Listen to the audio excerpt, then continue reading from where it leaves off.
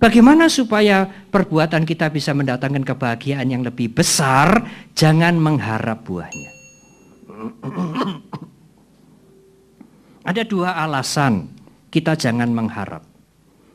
Yang pertama, semuanya yakin hukum karma itu ada.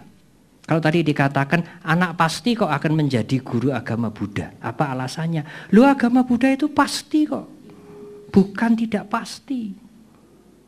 Bukan imeng-imeng nanti meninggal begini begitu. Pasti.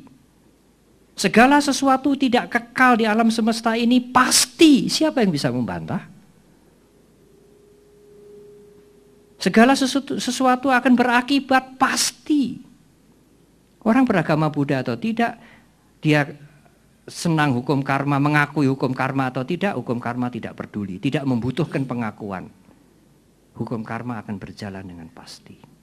Jadi kalau Anda berbuat pasti berbuah. Yakin? Yakin Bante. Lah buat apa mengharap kalau sudah yakin? Kalau Anda mengharap seperti Anda tidak yakin pada hukum karma. Besok matahari pasti terbit sebelah timur, pasti. Tidak mungkin besok matahari terbit di sebelah utara. Semua orang tahu dan semua orang memastikan itu. Tidak ada orang yang mengharap-harap besok pagi matahari terbit sebelah timur. Tidak ada. Karena pasti. Seperti itu hukum karma. Pasti. Buat apa mengharap? Yang kedua, kalau Anda mengharap, Anda mengotori mental Anda. Jadi greedy. Jadi loba, jadi serakah. Seperti Anda punya pohon mangga, pohon jambu yang manis sekali, tapi karena Anda penuh harapan, yang bisa dimakan hanya 30%. Yang lain dimakan ulat, ular. Yang bisa dimakan hanya sedikit. Ulatnya itu harapan-harapan itu. Memberi.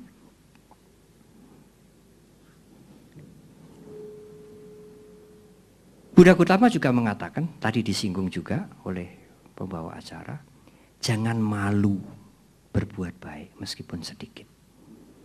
Punya 1.000, punya 5.000, 10.000, jangan malu.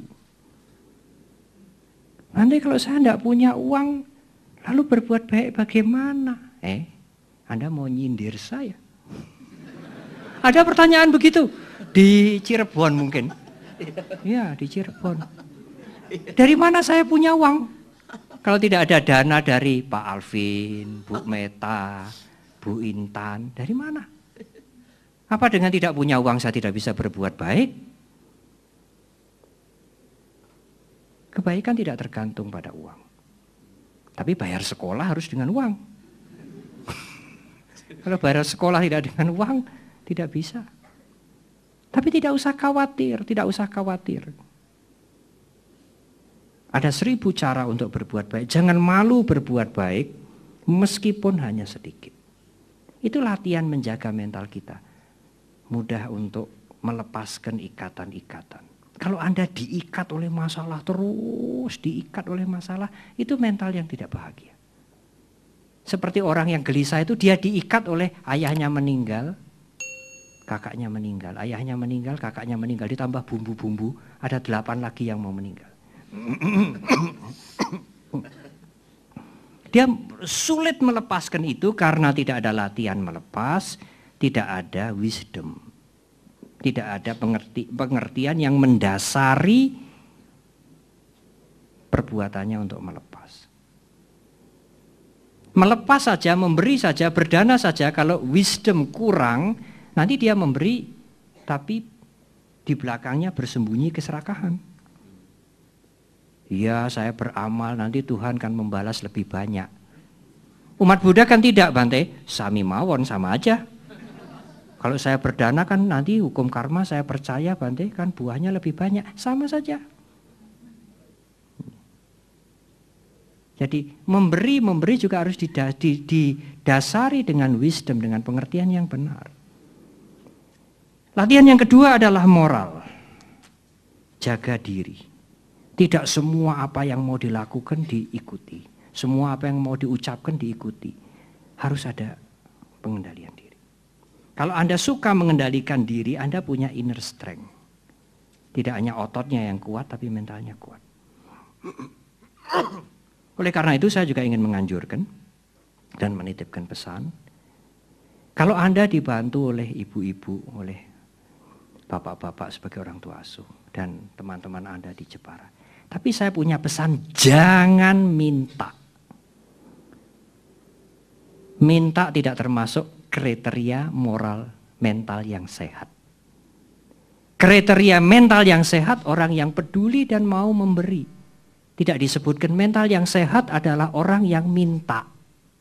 Tidak. Ya Bante kan saya kalau tidak minta bagaimana? Nanti saya ingin sekolah sampai ke STAB jadi guru. Nanti saya yang mintakan. Kalau saya minta lebih manjur daripada Anda.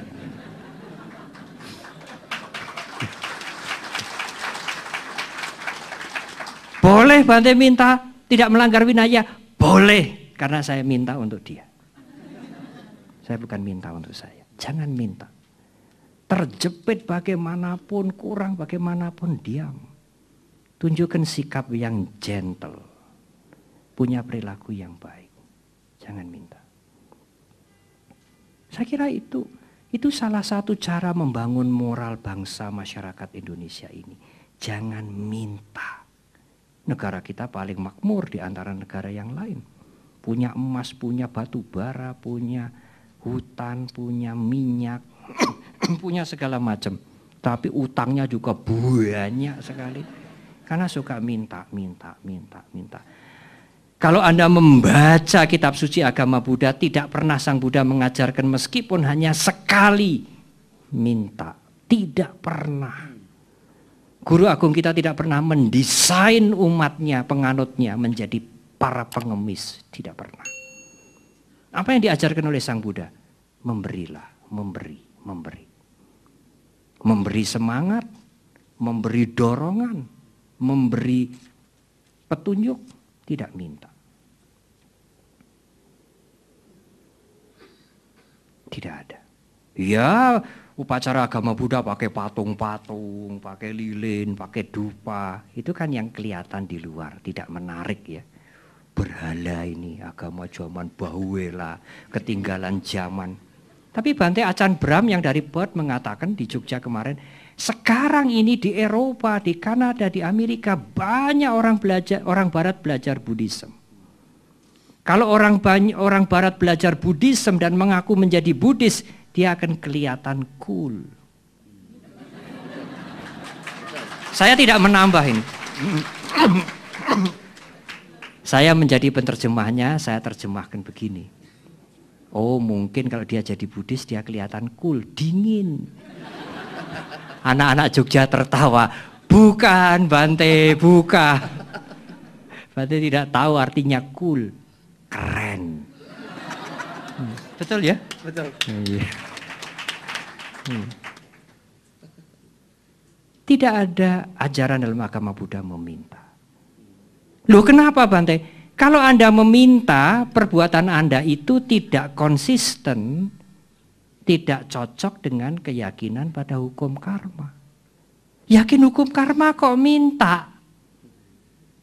Kalau Anda mau minta keyakinan pada hukum karma, buang dulu. Saya tidak percaya hukum karma, sebab tidak ada akibatnya. Karena itu saya mau minta. Cocok.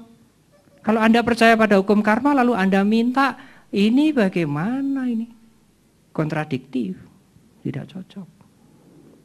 Sang Buddha tidak pernah mengajarkan kita meminta. Memberi.